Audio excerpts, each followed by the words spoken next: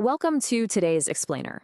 We're jumping right into something absolutely crucial for anyone in the industry, unpacking exactly how mastering communication transforms a simple everyday hotel stay into a massive engine for guest loyalty.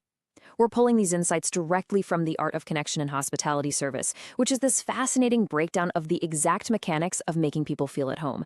You know, if you've ever wondered why certain hospitality experiences stick with you for years, while others are, well, entirely forgettable, it almost always boils down to the precise communication strategies we're about to explore today. So let's just dive right in. Picture this. You're stepping into a hotel right now. What specifically happens at that front desk to instantly make you feel valued? I mean, you've got your luggage, you're probably exhausted from traveling, and you walk up to the counter. It isn't just the fancy architecture or the perfect lobby lighting that puts you at ease, right? It's the immediate human interaction. It's the way the staff communicates with you from that very first second. That right there is where the magic actually happens. All right, part one, the power of first impressions. So there are three foundational elements to really nailing this first interaction. First up, you obviously have to greet guests warmly. But second, and honestly this requires some real emotional intelligence, you need to adjust your tone to match the guest's mood. If they look completely drained, be a calming presence. If they're buzzing with excitement for a vacation, match that vibrant energy. It's deeply psychological. When you subtly mirror a guest's emotional state, you're subconsciously validating their feelings and putting them right at ease. And third, engage in personalized conversation. Blending clarity, empathy, and engagement establishes immediate trust. You aren't just handing over a piece of plastic to unlock a door, you're signaling to them that their unique needs are already being taken care of. Moving right along to section 2, mastering active listening.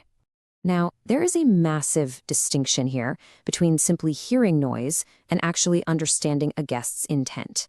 In a chaotic lobby, phones ringing, people chatting, it is so incredibly easy to just let words wash over you. But active listening means you're actively digesting the information, processing the underlying needs, and preparing to respond thoughtfully. You aren't just politely waiting for your turn to speak, you are fully internalizing what the guest actually wants, which is literally the bedrock of modern hospitality. Okay, so how do we actually do this in the bustling world of hospitality? Fully concentrating on the guest shows genuine interest, and it starts with your physical presence. Step 1, nod and maintain eye contact. Take a beat to truly focus on them. Step 2 is verbal confirmation. Reflect back on what they just expressed. This is so powerful for psychological validation. When a guest hears their own needs repeated back to them, their anxiety instantly drops because they know they've been heard. And finally, step 3, acknowledge it with a thoughtful response. This simple 3-step loop basically eliminates misunderstandings and builds incredibly deep trust. The source gives us this perfect real-world example of this in action. Say a guest casually mentions they're celebrating a birthday.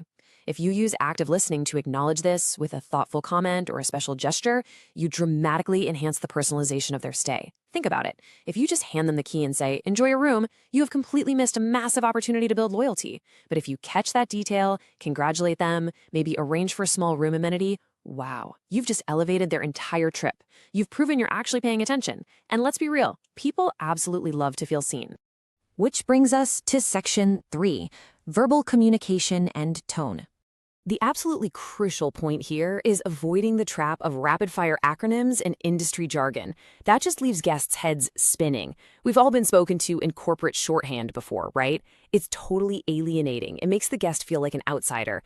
Guests do not need to know the internal terminology of hotel management. Instead, embrace clear, concise communication that guides them effortlessly to their room and the amenities they actually care about. Keep it simple and make it about them. I mean, just listen to this phrasing. "We're so excited to have you here. How can we make your stay extraordinary?" You can literally feel the warmth in those words. It brilliantly illustrates how a positive, upbeat tone creates this incredibly inviting atmosphere that just naturally encourages open dialogue.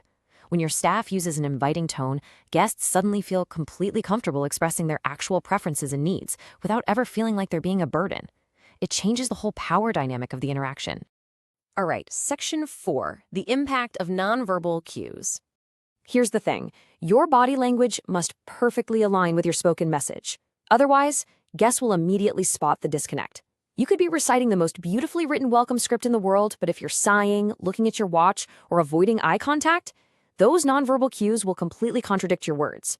And as human beings, we are hardwired to believe the body language over the script, every single time. Notice how drastically a simple shift in posture alters perception. Crossed arms immediately signal a barrier. It makes the guest feel unwelcome or dismissed. Even if you are actively trying to be helpful, the subconscious mind just reads it as defensiveness. But flip that to an open posture paired with a genuine smile, that instantly projects warmth and true hospitality. It breaks down the barrier entirely and invites the guest into a safe, welcoming space. And remember, nonverbal communication is totally a two-way street. It requires deep self-awareness, sure, but also careful observation of the people you're serving. It's not just about policing your own posture. It's about becoming an expert at reading your guest's posture. Are they shifting their weight impatiently? Do they look confused by that map you just handed them? When you learn to read those subtle cues, you can proactively adapt your service before the guest even has to open their mouth. You're basically anticipating their needs just by watching their body language. Finally, Section 5, Building Lasting Guest Relationships. Mastering these 4 foundational principles empowers hospitality professionals to create an environment that feels uniquely personalized and highly welcoming. It's the combination of clarity, active listening, highly tuned verbal interactions, and perfectly aligned nonverbal cues that elevates standard service into a truly world-class experience. And here's the real takeaway. You need all 4 working together in total harmony. If you have great words but closed-off body language, the puzzle breaks. If you have an open posture but use confusing jargon, the experience falters.